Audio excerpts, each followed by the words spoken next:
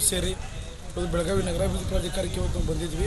ಕಾರಣ ಏನು 20 ವರ್ಷಗಳ ಹಿಂದೆ ನಮ್ಮ 61 ಸ್ಕೀಮ್ನ ರೈತರು ಏನು ತಮ್ಮ ಜಮೀನುಗಳನ್ನು ಬುಡಾಕ್ಕೆ ಹಸ್ತಾಂತರ ಮಾಡಿದರು ಲೇಔಟ್ಗಾಗಿ. ಆದರೆ ಇವತ್ತಿಗೆ 18 ವರ್ಷಗಳು ಕಳೀತಾ ಬಂತು.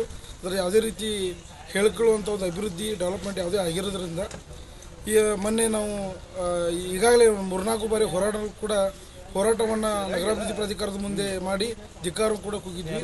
ಈಗ ಮೊನ್ನೆ ಒಂದು ತಿಂಗಳ ಹಿಂದೆ ಕೂಡ ಬುಡ ಒಂದು ನಗರಾಭಿವೃದ್ಧಿ ಪ್ರಾಧಿಕಾರದ ಕಚೇರಿ ಆವರಣದಲ್ಲಿ ಪ್ರತಿಭಟನೆ ಮಾಡಿದ್ವಿ. ಆಗಿನ ಸಮಯದಲ್ಲಿ ಅಲ್ಲಿಯ ಚೇರ್ಮನ್ರಾದಂತಹ ಲಕ್ಷ್ಮಣರಾವ್ ಚಿಂಗ್ಳೆ ಅವರು ಬಂದು ಇದೇ ಜನವರಿ ಒಳಗಡೆ ನಿಮ್ಮ ಕೆಲಸವನ್ನು ಪ್ರಾರಂಭ ಮಾಡ್ತೀವಿ, ಅಷ್ಟರಲ್ಲಿ ಟೆಂಡರ್ ಕೂಡ ಫೈನಲ್ ಮಾಡ್ತೀವಿ ಅಂತ ಏನು ಮಾತನ್ನು ಕೊಟ್ಟಿದ್ದರು. ಈಗ ಜನವರಿ ತಿಂಗಳು ಕೂಡ ಮುಗಿತಾ ಬಂತು. ಆದರೆ ಆ ಒಂದು ಫೈನಲ್ ಟೆಂಡರ್ ಕೂಡ ಇದುವರೆಗೂ ಫೈನಲ್ ಆಗಿರೋದ್ರಲ್ಲ. ಅದರಿಂದ ಮತ್ತು ಅದು ಡಿಲೇ ಆಗಿರೋದ್ರಿಂದ ಇವತ್ತು ನಮ್ಮ 61 ಸ್ಕೀಮ್ನ ರೈತರೆಲ್ಲರೂ ಸೇರಿ ಬಂದಿದ್ದೀವಿ.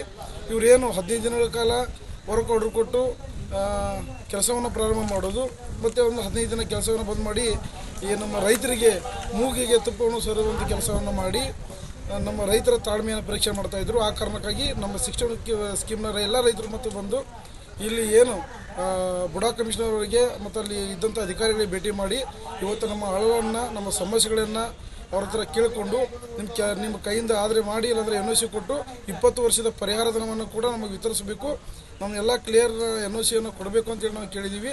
ಇಲ್ಲಾಂದರೆ ಈ ತಿಂಗಳ ಒಳಗಡೆ ಕೆಲಸವನ್ನು ಪ್ರಾರಂಭ ಮಾಡಿ ಬೆಳಗಾವಿ ಉಸ್ತುವಾರಿ ಸಚಿವರಾದಂಥ ಸತೀಶ್ ಜಾರಕಿಹೊಳಿ ಕೂಡ ಒಬ್ಬ ಒಳ್ಳೆ ವರ್ಕರ್ ಇದ್ದಾರೆ, ಅವ್ರಿಗೆ ಸಮಸ್ಯೆಯನ್ನು ಹೇಳಿ ಟೆಂಡರ್ ಫೈನಲ್ ಮಾಡಿಕೊಂಡು ಆದಷ್ಟು ಬೇಗ ಈ ತಿಂಗಳ ಒಳಗಡೆ ಕೆಲಸ ಪ್ರಾರಂಭ ಆಗಬೇಕು. ಇಲ್ಲಾಂದ್ರೆ ನಾವು ನಮ್ಮ ರೈತರು ನಮ್ಮ ಮುಂದೆ ಯಾವುದೇ ಒಂದು ಸಮಸ್ಯೆಗಳಿದ್ರೂ ಕೂಡ ನೇರವಾಗಿ ಅದಕ್ಕೆ ನೇರ ಹೊಣೆ ಈ ಬೆಳಗಾವಿ ನಗರಾಭಿವೃದ್ಧಿ ಪ್ರಾಧಿಕಾರ ಅಂತೇಳಿ ನಾವು ಇವತ್ತು ಎಲ್ಲ ರೈತರು ಬಂದು ಅವರಿಗೆ ಎಚ್ಚರಿಕೆಯನ್ನು ಕೊಟ್ಟಿದ್ದೀವಿ.